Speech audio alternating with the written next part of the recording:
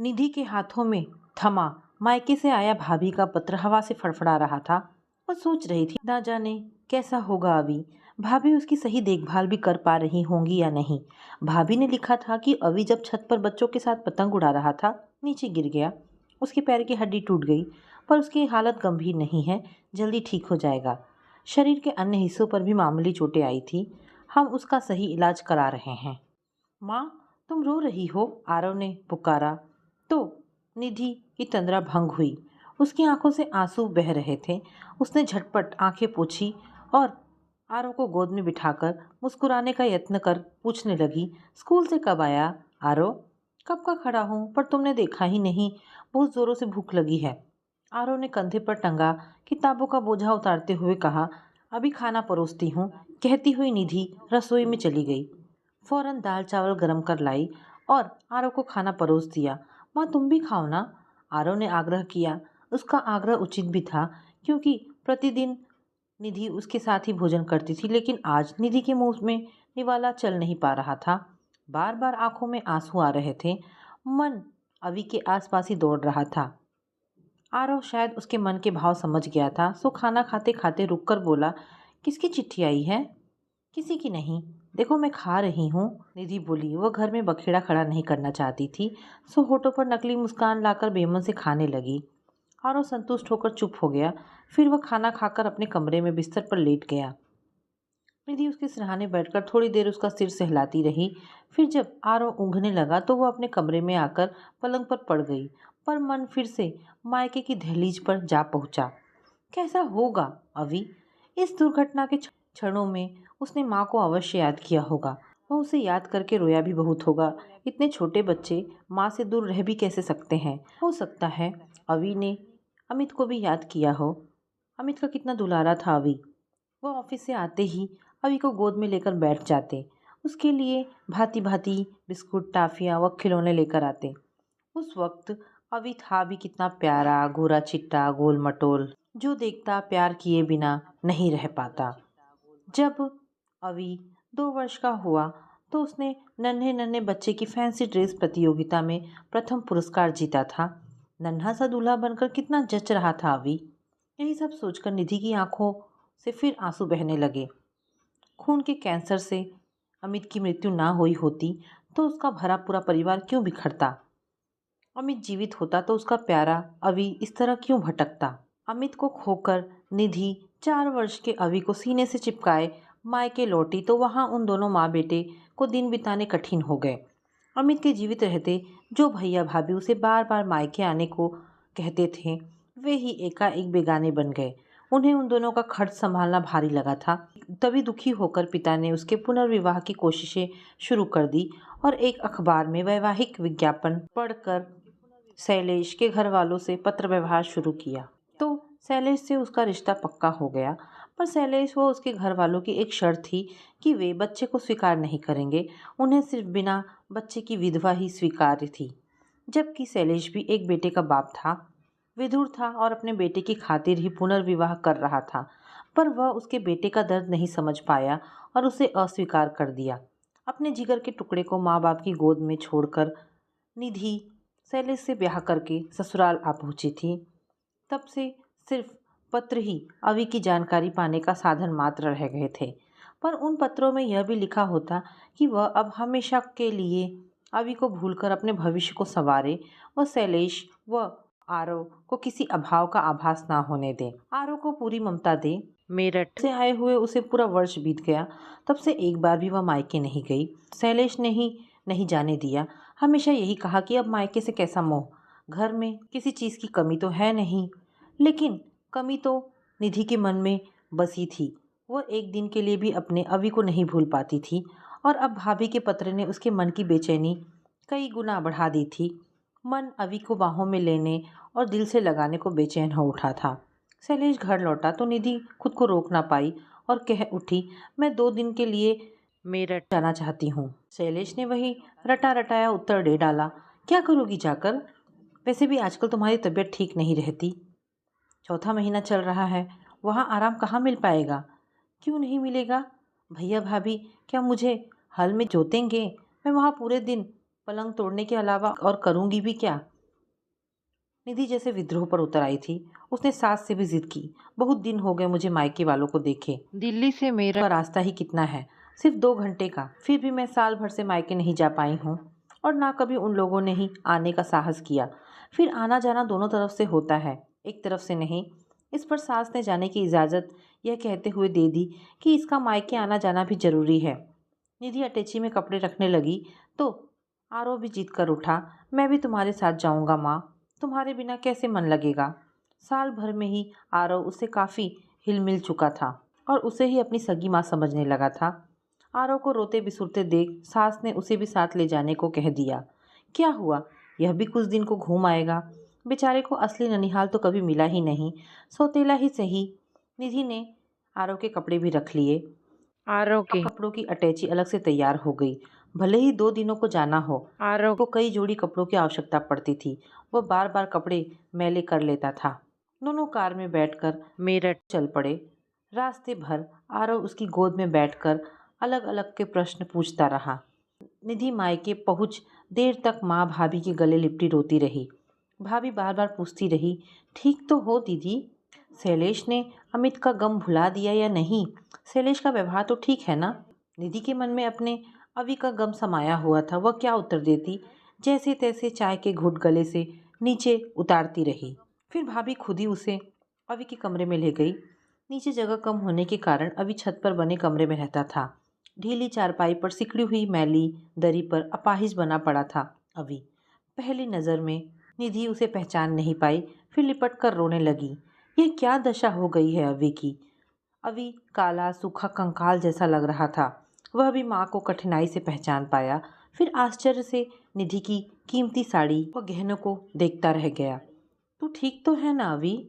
निधि ने स्नेह से उसके सिर पर हाथ फिराया, पर अवि को उससे बात करते संकोच हो रहा था। वह नए कपड़े व जूते मोजे पहने गोल मटोल आरव को भी घूर रहा था। माँ यह कौन है। आरव ने अवि को देखकर नाक भौं सिकोड़ते हुए पूछा। निधि कहना चाहती थी कि अवि तुम्हारा भाई है, पर यह सोचकर शब्द उसके होठों तक आते आते रह गए। क्या आरव अवि को भाई के रूप में स्वीकार कर पाएगा। नहीं, फिर अवि को भाई बताकर उसके बाल मन पर ठेस पहुंचाने से क्या लाभ। तभी आरव अगला प्रश्न कर बैठा। माँ ये कितना गंदा है, जैसे कई दिनों से नहाया ही ना हो। चलो यहाँ से नीचे चलते हैं। भाभी आरव को बहलाने लगी। दीदी तुम अवि से बातें करो ना।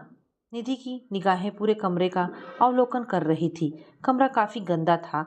छतों तथा दीवारों पर मकड़ियों के बड़े बड़े जाले और धूल की परतें जमी हुई थी। उसे याद आया कि इस कमरे में तो घर का कबाड़ रखा जाता था। भाभी जैसे उसके मन के भाव ताड़ गई, सो मजबूरी जताते हुए बोली, दीदी क्या करे, घर में कोई नौकर तो है नहीं। माँ जी ने ही इस कमरे का सामान निकालकर इसकी सफाई की थी। वही अनु की देखभाल करती हैं। मुझे तो किचन से ही फुर्सत नहीं मिल पाती। फिर छोटे बच्चे भी ठहरे। ठीक कहती हो भाभी।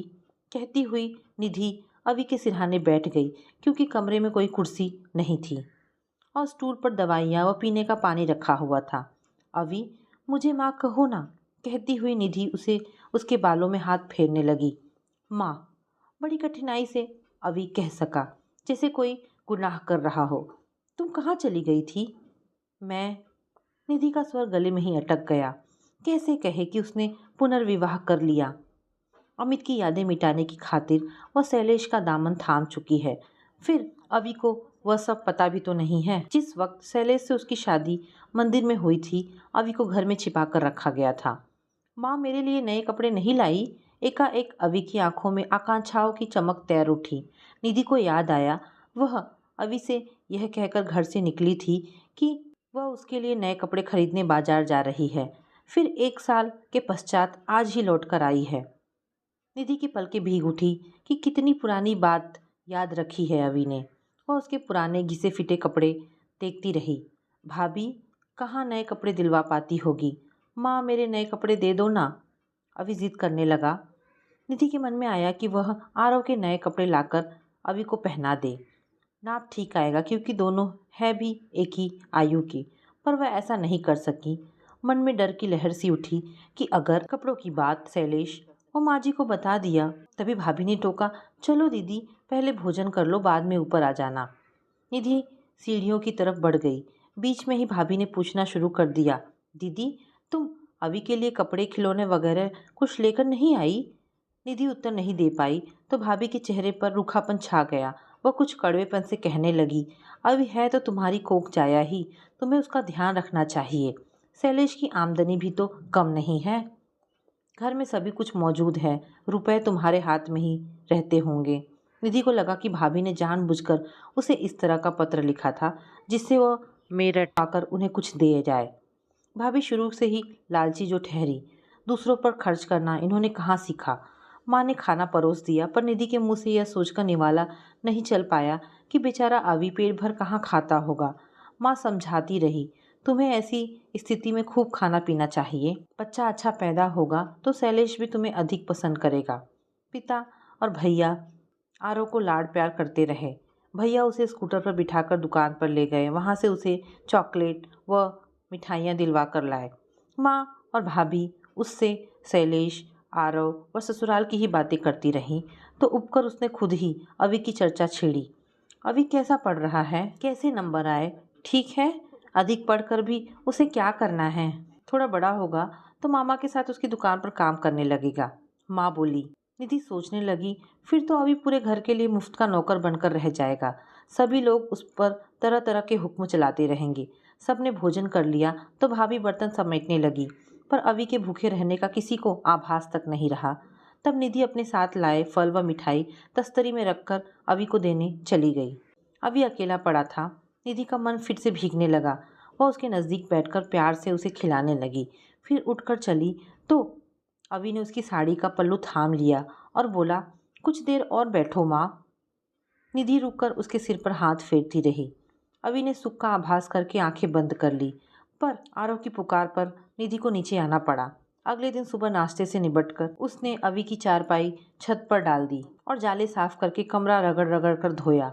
अगरबत्तियां जलाकर बदबू दूर की, फिर उसके मैले कपड़ों को धोकर चमकाया।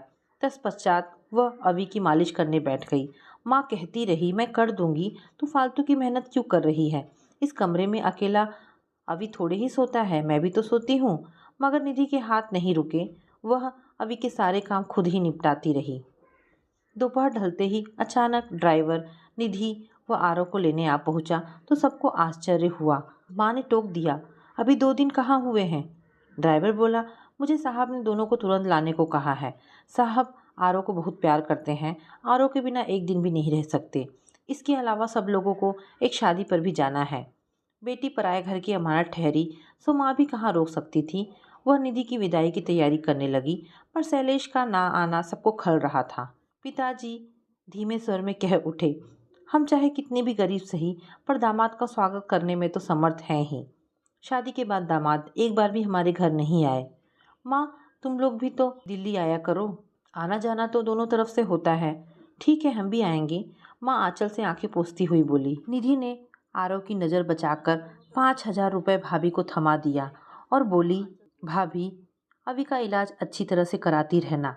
भाभी ने लपक कर नोट को अपने हाथों में पकड़ लिया और मुस्कुराकर बोली, अभी की चिंता मत करो दीदी, वह हमारा भी तो बेटा है। आखिर में निधि ऊपर जाकर अभी से मिलकर भारी मन से ससुराल के लिए विदा हुई। कार आंखों से ओझल होने तक घर के सभी लोग रोड पर खड़े रहे। निधि रास्ते भर सोचती रही कि उसने साल भर तक मेरठ न आकर अभी के साथ सचमुच बहुत अन्याय किया है। अपनी जिम्मेदारियां दूसरों के गले मरने से क्या लाभ? अभी की देखभाल उसे खुद ही करनी चाहिए। वह इस बारे में शैलेश से बात करने के लिए अपना मन तैयार करने लगी। शैलेश को ना तो दौलत का अभाव है, ना वह कंजूस है। वह थोड़ी ना नुकुर के बाद उसकी बात जरूर मान लेगा। वह अभी को अपना लेगा, फिर तो कोई परेशानी ही नहीं रहेगी। शैलेश घर में बैठा उन दोनों का इंतजार कर रहा था। आरव कार से उतरकर पापा की तरफ दौड़ पड़ा। शैलेश ने उसे गोद में उठा लिया। मेरा राजा बेटा आ गया। हाँ देखो पापा, मैं क्या लाया हूँ। आरव नलिहाल में मिले खिलौने दिखाने लगा। माँ जी ने चाय बनाकर सबको कप थमा दिए। सब पीने बैठ गए। माँ जी और शैलेश आरव से मेरठ की बातें पूछने लगे। तुम्हारे नाना नानी, मामा मामी सब अच्छे तो है ना? आरव उत्साहित होकर छोटी छोटी बातें भी बताने लगा। फिर एकाएक कह उठा, वहाँ बहुत गंदा एक लड़का भी दिखा। उसके दांत भी बहुत गंदे थे। उसने ब्रश भी नहीं किया था। बहू, ये किसके बारे में कह रहा था? माँ जी पूछ बैठी। तो निधि को अवि के बारे में सब कुछ बताना पड़ा। शैलेश सब कुछ सुनता रहा, पर उसने एक शब्द भी अवि के बारे में नहीं कहा। निधि को उसकी यह चुप्पी नागवार गुजरी। वह उससे कुछ कहना चाहती थी, तभी माँ जी ने टोक दिया। बहू, बातें फिर कभी हो जाएंगी। इस वक्त शादी में चलने की तैयारी करो, नहीं तो देरी हो जाएगी। माँ जी के मायके में किसी रिश्तेदार की शादी थी। निधि ने आरव को तैयार किया, फिर खुद भी तैयार होने लगी। रास्ते भर खामोश रही, पर निधि भी इतनी जल्दी हार मानने वाली नहीं थी और शैलेश से बात करने के पक्के मंसूबे बना चुकी थी। आखिर एक दिन निधि को मौका मिल ही गया। माँ जी आरव को लेकर पड़ोस में गई हुई थी। निधि ने बात शुरू कर दी। अभी को भैया भाभी के आश्रित बनाकर अधिक दिनों तक वहाँ नहीं रखा जा सकता। फिर वह कहाँ जाएगा? उसे हम अपने साथ ही रख ले, तभी सही रहेगा। ये कैसे हो सकता है? कहते हुए शैलेश के चेहरे पर कठोरता छा गई। देखो, मैंने तुमसे शादी ही इस शर्त पर की थी कि मेरी बात समझने की कोशिश करो। जिस प्रकार आरव मेरा बेटा है, उसी प्रकार अभी भी तुम्हारा बेटा है। फिर उसे साथ रखने में कैसी आपत्ति? निधि ने उसकी बात काटते हुए कहा। मैं तुम्हारे अभी को अपना बेटा कैसे मान सकता हूँ? मैंने उसे बेटा मान भी लिया तो भी क्या मैं उसे घर में रखने की इजाज़त दे दूंगा? क्या मेरा आरव अभी को अपना सकेगा? माँ अपना सकेगी? यह सुनकर निधि चुप बैठी सोचती रही। शैलेश उसे समझाने के अंदाज में फिर बोला, अपनी भावुकता पर नियंत्रण रखो निधि। अभी को भूल जाने में ही तुम्हारी भलाई है। उसे उसके हाल पर ही छोड़ दो। मैं माँ हूँ शैलेश। निधि सिसक पड़ी। अपनी औलाद को तिल तिल कर मरते हुए कैसे देख सकती हूँ? अभी अब पहले से आधा भी नहीं रह गया। वह ना ढंग से खा पाता है, ना पढ़ पाता है। भैया भाभी के साथ और अधिक रह लिया तो उसका भविष्य खराब हो जाएगा। मैं इस मामले में कुछ नहीं कर सकता निधि। किसी अन्य को घर में आश्रय देकर मैं अपने आरव के रास्ते में कांटे नहीं बो सकता। शैलेश ने दो टूक जवाब दे दिया। निधि को चुप्पी लगानी पड़ गई। साथ ही उसके दिल में बनी शैलेश की छवि भी बिगड़ती चली गई कि कितनी उम्मीद लगाए हुए थी शैलेश से, लेकिन वह तो मात्र पत्थर निकला। अब दोनों के बीच में अदृश्य दीवार खड़ी हो गई। निधि मन ही मन कुटती रही। उसका मन अब शैलेश से बोलने को भी नहीं होता था। वह उसके प्रश्नों का उत्तर हाँ या ना में देकर सामने से हट जाती। वह अपनी तरफ से कोई बात नहीं करती। आरव भी उसकी आंखों में चुभने लगा था। उसका मन विद्रोह कर बैठा। जब शैलेश उसके अवि को नहीं स्वीकारता तो वही क्यों आरव को छाती से लगाती रहे? पराए जाए अपने तो नहीं बन सकते। आरव से कौन सा उसका खून का रिश्ता है? बड़ा होकर आरव भी उसे आंखें दिखाने लगेगा, फिर वह उसे अपना क्यों समझे? दोनों के बीच पनपता अवरोध माँ जी की पैनी निगाहों से नहीं छिप सका। वह बार बार पूछने लगी, बहू, जब से तुम मायके से लौटी हो तुमने हंसना बंद कर दिया है। यह उदासी तुम्हारे होने वाले बच्चे के लिए अच्छी नहीं है। निधि खुद को सामान्य दिखाने का प्रयास करती रही, पर माँ जी संतुष्ट नहीं हो पाती थी। कभी वह कुरेदती, शैलेश ने कुछ कहा है क्या? वह भी आजकल खामोश रहता है। तुम दोनों में कोई झगड़ा तो नहीं हो गया? निधि ने उन्हें इस डर से सब कुछ नहीं बताया कि माँ जी ही कौन सी उसकी सगी है। जब शैलेश ही उसका दर्द नहीं समझा तो माँ जी कैसे समझेगी? और माँ जी से भी दूर रहकर अंतर्मुखी बनने लगी। एक सुबह उठकर माँ जी ने घर में ऐलान किया कि वे हरिद्वार गंगा स्नान को जाएंगी। प्रौढ़ावस्था में उन्हें मोह माया के बंधन तोड़कर आत्मिक शांति पाने के प्रयास शुरू करने हैं। माँ जी का यह कथन सभी को अटपटा लगा, क्योंकि वे अब तक धर्म, कर्म तथा पंडे पुजारियों को पाखंड की संज्ञा देती आई थी। पर हरिद्वार जाने पर आपत्ति किसी ने नहीं दिखाई। शैलेश ने भी कह दिया, इसी बहाने प्राकृतिक दृश्यों को देखकर तुम्हारा स्वास्थ्य उत्तम हो जाएगा। माँ जी कार में बैठकर अकेले ही हरिद्वार रवाना हो गई। इसके बाद तो हरिद्वार जाना उनका नियम सा बन गया। वह महीने में 2-4 चक्कर हरिद्वार के लगाने लगी। निधि यह सोचकर अब और अधिक क्षुब्ध रहने लगी कि कैसे माँ बेटे हैं जिन्हें सिर्फ अपने शौक, श्रृंगार व स्वास्थ्य का ही ख्याल है, किसी और की जरा सी भी चिंता नहीं है। कम से कम माँ जी को तो अभी के बारे में कुछ पूछना चाहिए था, पर माँ जी भी स्वार्थी ठहरी। एक दिन उसने फिर से मेरठ जाने का निश्चय किया। शैलेश से छिपाकर कुछ रुपए भी पर्स में रख लिए। सोचा कि अभी की दवाइयाँ खरीदने में काम आएंगे।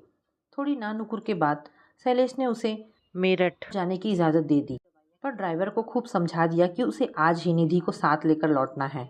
आरव को इस बार शैलेश ने नहीं जाने दिया, बहला दिया कि माँ रात तक तो वापस लौट ही आएगी। शैलेश के कठोर व्यवहार से आहत निधि रास्ते भर आंसू पोंछती रही। माँ और भाभी उसे देखते ही स्वागत के लिए लपकी, लेकिन निधि तो अपने अभी को दिल से लगाने को व्याकुल थी, इसलिए घर में घुसते ही उतावलेपन से सीढ़ियों की तरफ दौड़ पड़ी। परंतु छत पर पहुंचते ही जैसे उसे काट मार गया, क्योंकि अभी का कमरा खाली था। उसका बिस्तर व कोई सामान भी नहीं दिखाई दे रहा था। वह चकित सी खड़ी सोचती रही, कहाँ गया अभी। उसके मन में सैकड़ों आशंकाएं तैर उठी। कहीं अभी को कुछ हो तो नहीं गया। माँ व भाभी दोनों उसके पीछे पीछे सीढ़ियां चढ़कर ऊपर आ पहुंची। निधि उनकी तरफ मुड़ी व बदहवासी में चिल्लाने लगी, माँ बताओ, मेरे अभी को क्या हुआ, वो कहाँ चला गया। तुमने मुझे उसके बारे में कभी पत्र में भी कुछ नहीं लिखा। क्या हुआ मेरे बेटे को। वह रो पड़ी। दीदी हमारी भी तो सुनो। भाभी उसके आंसू पोंछने लगी। क्या तुम्हारी सास ने कभी कुछ नहीं बताया। नहीं, वह क्यों बताएंगी। उन्हें अभी से क्या लेना देना। कहाँ है अभी। तुम्हारी सास ने उसे उचित देखभाल के लिए अस्पताल में भर्ती करा दिया है। वह कई बार यहाँ आ चुकी हैं। वह अभी के इलाज पर पानी की तरह पैसा बहा रही हैं। निधि घोर आश्चर्य से जकड़ गई कि क्या ऐसा होना संभव है। पर माँ जी को अभी की बीमारी के बारे में कैसे पता लगा। कहीं उन्होंने छिपकर तो नहीं सुन लिया था। वह उसी वक्त अस्पताल जाने के लिए उतावली हो उठी, पर माँ ने जबरदस्ती उसे एक कप चाय पिला दी। फिर उसके साथ सभी लोग अस्पताल पहुंच गए। अभी साफ सुथरे कपड़े पहने स्वच्छ सफ़ेद बिस्तर पर लेटा हुआ था। माँ को देखते ही उठने की कोशिश करने लगा। निधि ने उसे सहारा देकर बिठाया। वह स्नेह से उसका मुंह चूमने लगी। मेरा राजा बेटा ठीक तो है ना। वह अभी को पहले की अपेक्षा स्वस्थ देखकर संतुष्टि का आभास कर रही थी। दादी माँ नहीं आई। अभी इधर उधर देखकर पूछ बैठा। वो आएंगी बेटे। निधि उसे प्रसन्न देखकर खुशी से गदगद हुई जा रही थी। देखो, दादी माँ ने मुझे कितने पैसे दिए हैं। खिलौने व मिठाइयाँ भी दिलवाई हैं। अभी सारा सामान दिखाने लगा। कुछ वक्त अभी के साथ बिताकर निधि अस्पताल से मायके लौट आई। फिर दिल्ली लौटी तो आते ही सास के पैर पकड़कर कृतज्ञता के बोझ से दबकर रो पड़ी। माँ जी आप महान हैं। हरिद्वार जाने के बहाने मेरे अभी पर प्यार लुटाती रही, पराए खून पर। अभी पराया कहाँ है, मेरा पोता है। जब तुम हमारी हो गई तो अभी भी तो अपना हुआ। माँ जी ने उसे उठाकर सीने से लगा लिया। लेकिन शैलेश उससे नफरत करते हैं कहकर निधि चिंतित हो उठी। वह सुनेंगे तो नाराज हो उठेंगे। शैलेश ने अभी को घर में रखने से ही तो इनकार किया है, उसका खर्च उठाने से तो नहीं। मैं अभी को छात्रावास में रखकर पढ़ाऊंगी। उसे अच्छा इंसान बनाने में कोई कमी नहीं छोड़ूंगी। निधि जानती थी कि शैलेश में माँ जी का कोई भी आदेश टालने की हिम्मत नहीं है। उसका मन सुख संतोष से भर उठा था कि अब उसका अभी अनाथ नहीं रहा। उसके सिर पर माँ जी की सबल छत्र छाया मौजूद है। तो दोस्तों, ये कहानी यहाँ पर समाप्त होती है। आशा करती हूँ कहानी पसंद आई होगी। अगर कहानी पसंद आई है तो प्लीज़ इसे लाइक एंड शेयर करें। धन्यवाद।